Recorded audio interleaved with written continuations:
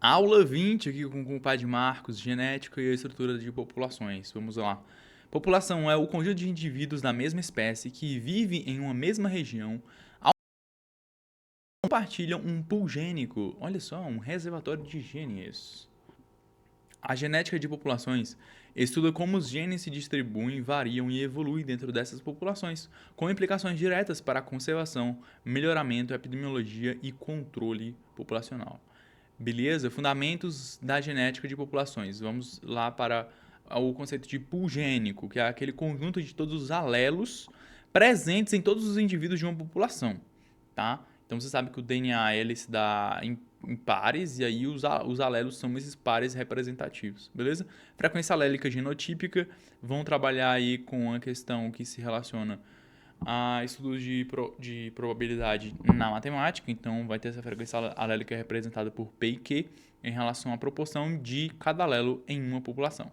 E também a frequência genotípica, que aqui, nossa, essa formatação ficou errada, da proporção dos genótipos AA maiúsculo, A maiúsculo é A minúsculo e AA minúsculo todos os dois, né? Então aquela velha história, azão, azinho e azinho, beleza? Me perdoe aí por esse erro no slide.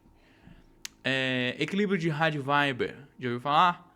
Fala das condições para se estudar quantitativamente, né?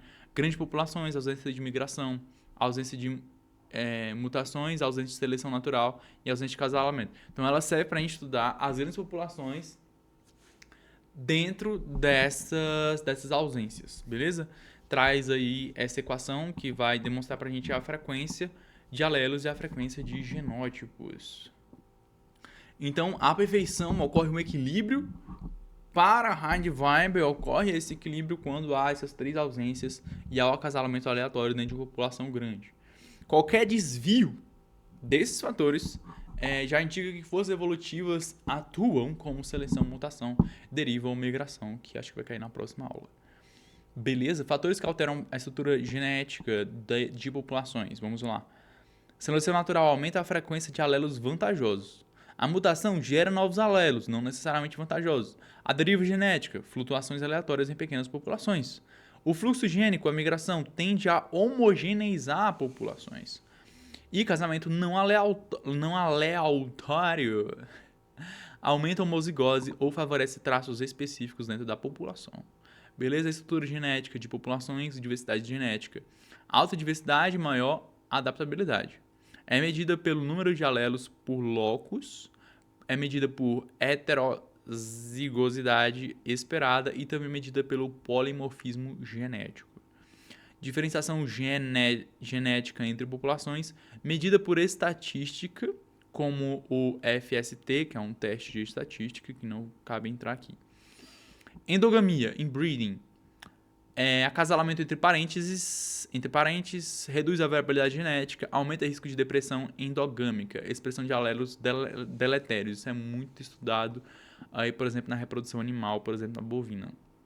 Ok? Em aplicações em conservação e biodiversidade. Viabilidade genética de espécies ameaçadas. Avaliar risco de extinção, planejar cruzamentos entre populações isoladas e detectar gargalos populacionais.